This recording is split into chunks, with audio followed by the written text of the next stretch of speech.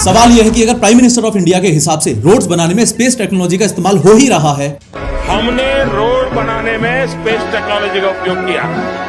Space technology से photography होती है, मॉनिटरिंग होता है। तो इन रोडों का इस्तेमाल करते वक्त हम देशवासियों को रत्ती भर भी एहसास क्यों नहीं हो रहा है कि इन घटिया रोडों को बनाने में स्पेस टेक्नोलॉजी का 1% भी यूज हुआ होगा। प्रोफेसर अफवाह को फॉलो करके 3D एनिमेशन की मदद से इस बात को समझो कि स्पेस टेक्नोलॉजी से रोड बनाने वाले कॉन्सेप्ट के अराउंड बहुत खतरनाक कंफ्यूजन हो चुका है। हर साल बारिश के बाद आपके देश की सड़कें आम जनता के लिए इस्तेमाल करने के लिए बच पाएंगी या नहीं, ये मेनली सिर्फ दो फैक्टर्स पे ही डिपेंड करता है। एक तो ड्रेनेज सिस्टम और दूसरा मटेरियल क्वालिटी। सिंपल सा कॉन्सेप्ट ये है कि घटिया ड्रेनेज सिस्टम की वजह से जब पानी का निकास नहीं हो पाता तो पानी रोड के नीचे घुस जाता है और रोड के अंदर की लेयर्स जैसे कि बिटुमेन, सॉइल बेस एक्सेट्रा, जो हाई करप्शन और पैसा बचाने के कारण घटिया क्वालिटी मटेरियल से बनी होती हैं, उनको कमजोर कर देता है। और फिर जब इन्हीं खोखली रोड्स पे ट्रक्स और कार्स चलते हैं तो लोड से वो लेयर हिल जाती है और सड़कों में गड्ढे हो जाते हैं। सिंपल पॉइंट ये है कि देश के ड्रेनेज सिस्टम को इंप्रूव करने में और जो थर्ड क्लास मटेरियल जमीन पर रोड कंस्ट्रक्शन में यूज हो रहा है, यानी कि जो दो मोस्ट इंपोर्टेंट फैक्टर्स घटिया रोड्स के लिए रिस्पॉन्सिबल हैं, उनमें तो स्पेस टेक्नोलॉजी का कोई इस्तेमाल हो ही नहीं रहा है। स्पेस टेक्नोलॉजी का यूज रोड्स बनाने में हुआ तो है, पर सिर्फ सैटेलाइट से ऊपर आसमान से मैपिंग और मॉनिटरिंग तक, जैसे रोड का अलाइनमेंट, पहाड़, नदी, जंगल का डेटा और कंस्ट्रक्शन के टाइम ड्रोन से प्रोग्रेस चेक करना। ये कोई नई चीज नहीं है। दुनिया भर की सरकारें हाईवे बनाते वक्त अपनी स्पेस एजेंसी से डेटा लेती ही हैं। तो स्पेस टेक्नोलॉजी का यूज ऊपर से सिर्फ प्लानिंग में हो रहा है। ग्राउंड लेवल पर तो करप्शन और घटिया क्वालिटी का माल मटेरियल